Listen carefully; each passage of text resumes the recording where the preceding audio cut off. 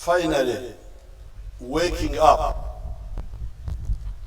The problem of Africa has been sleeping.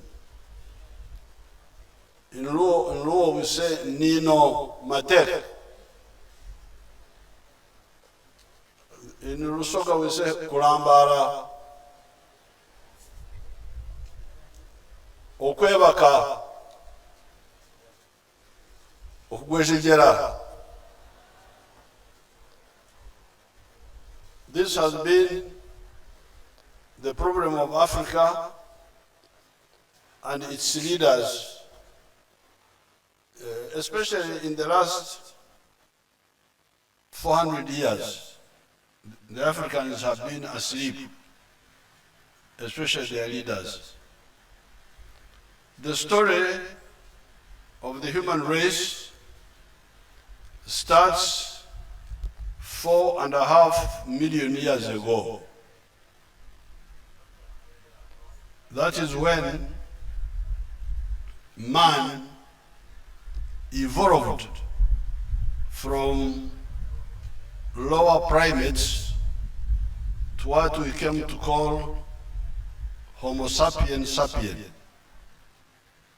meaning an intelligent man. Now, this Homo sapiens sapiens has been the agent of development and transformation. Why? Because of three characteristics. First of all, unlike other animals, he has got a superior brain, a brain which has got more convolutions on the cortex of the brain. Therefore, able to think and reason instead of acting by instinct like the other animals. This is the first characteristic. The second one is bipedalism.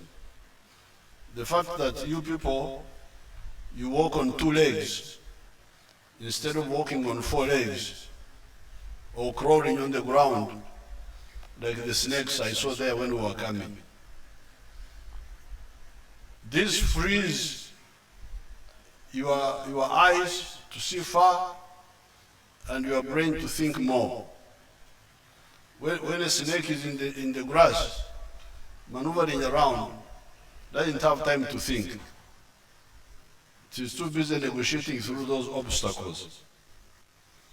Now finally, the human being has got a hand, this hand, engaro, which can hold tools and do work. It is these three characteristics that enabled man to understand the laws of nature. What they call science is really understanding the laws of nature. Gravity, wind, light, sound, and all those natural laws. Latin America has got more natural resources than the United States. But you watch on TV, people from South America are walking on foot to go to the United States because of the misery in Latin America. Why? Because Latin America is disorganized politically and economically. There's no way you can make business in Latin America and you succeed. In Guatemala, in Uruguay, in what?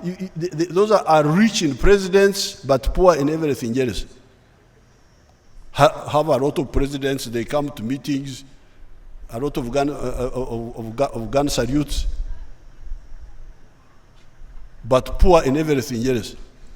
Now, the United States, whatever you think about the president Americans who are there now, they are leaders. But the original ones, like Washington and others, had a better view when they united the 13 American colonies, British colonies, into the nucleus of the United States. That big market is the one which has made the United States to overtake these small European countries, UK, France, all those small countries, because for them they were stuck in their old narrowness. British, whatever, Francais, I don't know what. Now, this United States became easier for business to operate in. Because if I was in the USA, I would now be a billionaire. Because I would sell my milk from New York to California, a land area of 3 million square miles, a population of 320 million. So now the future is now going to belong to those big countries. You have seen how China has overtaken those small countries of Europe. It is now the second biggest economy, China. All those little countries, UK, what have you, those are wako nyuma huko. Now, India is coming up. Russia is a very powerful country. Although the population is not so big, it's about 140 million, but it's a huge country. And it will come up after they get out of their confusion, which they had at some time. Therefore, we in Africa, we couldn't be part of that confused group. We were very happy that our leaders in 1980,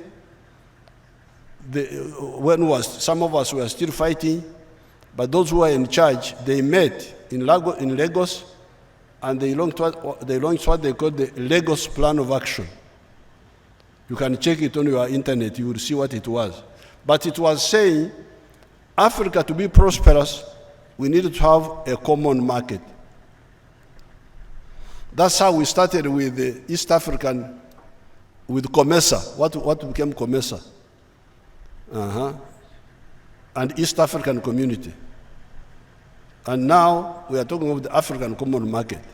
So we have now created that African market for you. It's there. There's the Ugandan market, there's the East African market, there's the African market. So you should check. When I talk of textiles, what is the size of business in Uganda of textiles? What is the size of business of textiles in East Africa? What is the size of business of textiles in the whole of Africa? How about globally? Because you should also look at the global to be able to export to the external world.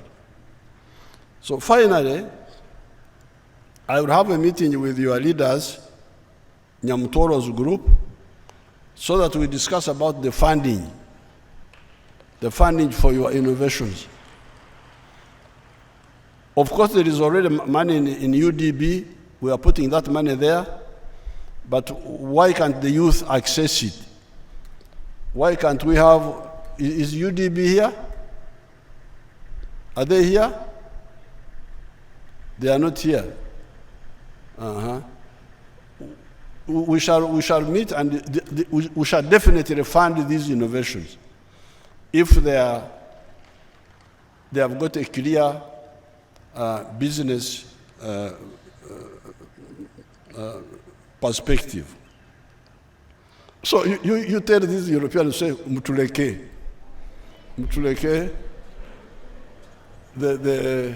But otherwise, you can hear that I am speaking to you in English. I'm not speaking Chinese. I'm not speaking Russian. I'm not speaking Turkish. I'm not speaking Hindi. I'm speaking English. So I can easily work with you people, with you the Europeans, if you are disciplined.